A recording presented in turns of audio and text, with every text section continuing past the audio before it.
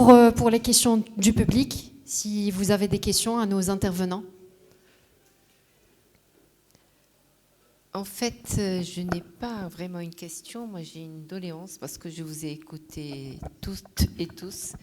Et je tiens d'abord à remercier les organisateurs pour cette initiative et aussi à vous féliciter pour la qualité de votre intervention qui nous a permis de comprendre beaucoup de choses, de comprendre ce qui se passe.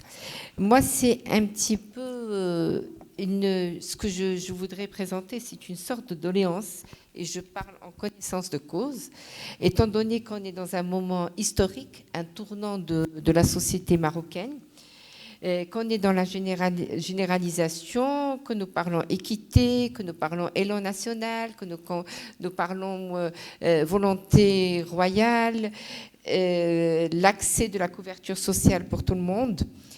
Il y a des cas actuellement qui se trouvent exclus de cette couverture sociale. Et des cas parfois qui sont porteurs de maladies très graves, des maladies coûteuses, mais qui ne peuvent pas accéder pour une raison ou pour une autre. Soit c'était je cite un cas de retraite anticipée, la personne n'a pas pris l'AMO, n'a pas cotisé à l'AMO pendant cette période, croyant qu'elle était couverte, ou alors les cas d'employeurs qui ne payent pas la cotisation de ses employés. Quel est le pauvre employé n'y est pour rien, qui se trouve otage entre une administration et un patron pas consciencieux. Alors moi, c'est une doléance, étant donné qu'on est dans un moment historique, c'est je vous parle à vous, Madame Falsi, je parle à Madame Benjilon, je parle à Madame de la CNSS, c'est de trouver des solutions à ces personnes. Parce qu'il y a beaucoup de personnes qui sont dans des situations de maladies très graves, qui n'ont pas de couverture sociale et qui ne vont pas l'avoir, justement pour des raisons que j'ai citées. Et vraiment, c'est un appel du cœur que je lance. Et là, je fais la transition avec M. Jebali. J'ai bien aimé ce que vous avez raconté parce que plus ou moins, nous avons vécu la même chose, mais nous, dans un autre cadre. Nous l'avons vécu dans le cadre associatif. C'est pour le réseau des femmes artisanes du Maroc. Et qu'on a essayé justement, quand on a lancé ce réseau, ce qu'on voulait, c'était de bancariser ces femmes. Parce que d'un côté de valorisation pour leur valorisation, mais aussi d'autonomisation et tout ce qui s'ensuit. Ben, ils avaient peur de la banque. Dès qu'on parlait banque, c'était vraiment, ils avaient très très peur, parce que qui dit banque dit impôt, dit contrôle, dit taxe, et vraiment on a beaucoup, comment dirais-je, on a beaucoup travailler avec elles pour pouvoir y arriver. Et entre guillemets, dans notre réseau, ce sont 5000 femmes artisanes de toutes les régions du Maroc. Donc, vous vous donnez l'idée du travail qu'on a dû faire pour les pousser à la bancarisation. Et merci. Madame Boutina Felsi, peut-être une réaction à ce qui vient d'être dit par Madame. Oui, merci beaucoup. Écoutez, je vous rejoins complètement. Ce que vous avez évoqué, c'est quelque chose, c'est vrai qu'on n'en a pas parler, mais c'est la lutte contre la fraude sociale. Si je peux... Voilà, merci. Je préfère regarder la personne quand je... je crois que bon, on n'a pas beaucoup axé ce point dans nos interventions, mais c'est un point très important.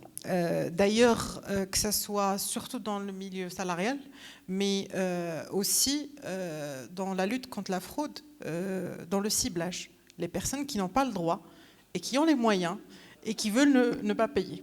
C'est très problématique. Donc on a deux aspects là. La partie dont vous avez parlé, c'est la lutte contre la fraude dans le milieu du travail salarial, c'est-à-dire les entreprises qui ne respectent pas la loi, tout simplement. Je n'utiliserai pas un autre qualificatif.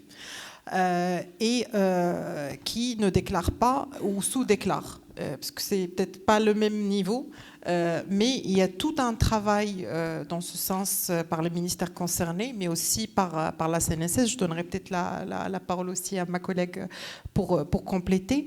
Mais c'est dire que ce n'est pas un problème d'offre de couverture, c'est un problème de lutte contre la fraude sociale. Parce que quelque chose sur lequel on a beaucoup travaillé pour arriver là où on en est aujourd'hui, c'est de mettre en place une offre sociale complète quand on parle d'assurance maladie. Pourquoi ? Pour que quand je suis vulnérable, j'ai un régime en face où je peux me soigner. Je commence à travailler pour mon propre compte, j'ai aussi un régime en face où je peux cotiser à hauteur de mes revenus. C'est très important aussi. Je me retransforme en salariat, j'ai aussi un régime.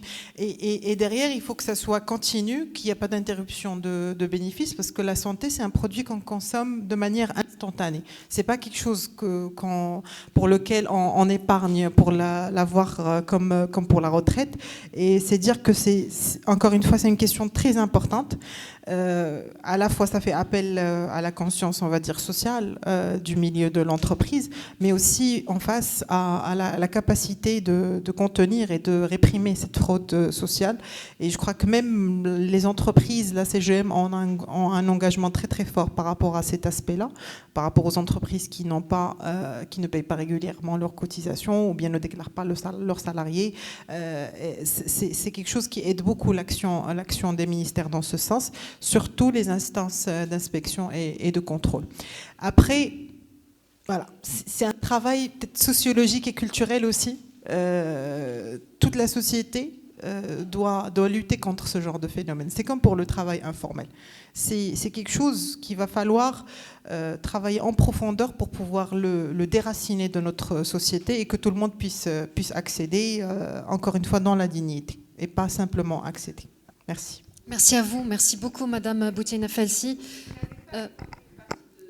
On va donner aussi la parole à Madame Mehdi Halouati, si vous permettez, sur la question de la fraude sociale, parce qu'elle a le...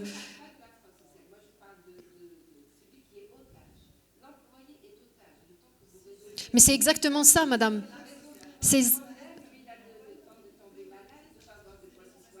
Mais c'est dû, si vous permettez, à une fraude sociale. C'est le cœur du problème. Oui.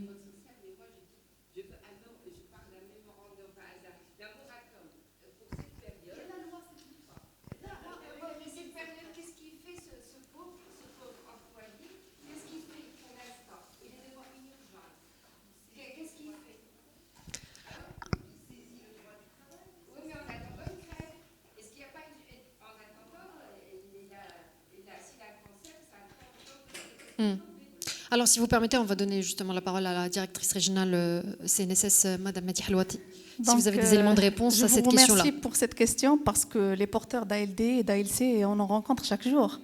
Surtout au niveau de notre réseau, les agences de la CNSS, nous sommes les premiers à rencontrer et à voir et à vivre avec cette population ces malheurs. Donc, oui, la fraude, elle est là. Il y a des employeurs qui ne respectent pas la loi, comme l'a signalé Madame Boutiena, mais sachez qu'au niveau de la CNSS, nous restons très réactifs par rapport à ça. Nous disposons d'un arsenal juridique très fort et d'entités structurées qui ne font que ça.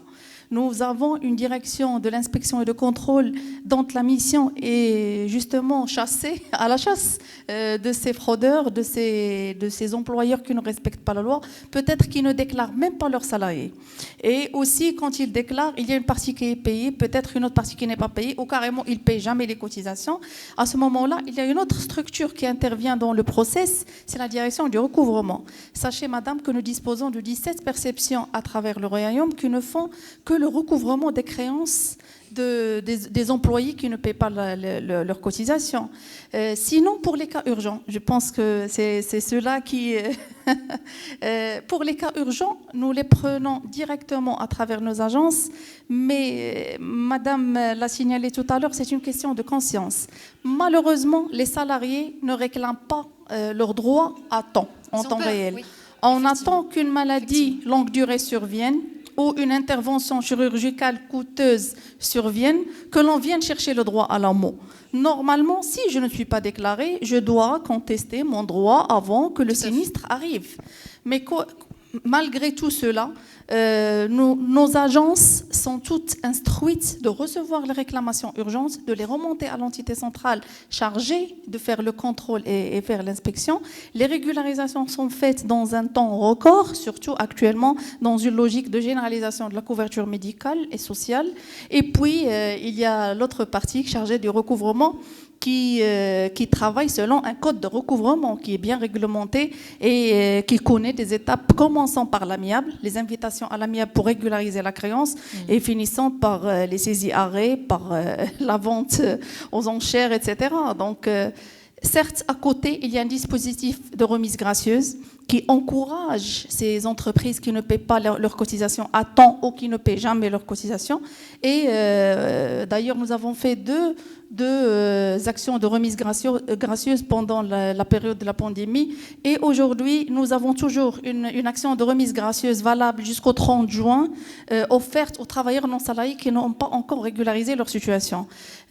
Aussi, il y a beaucoup de mesures qui facilitent et encouragent ces entreprises à payer leurs cotisations, notamment les facilités de paiement.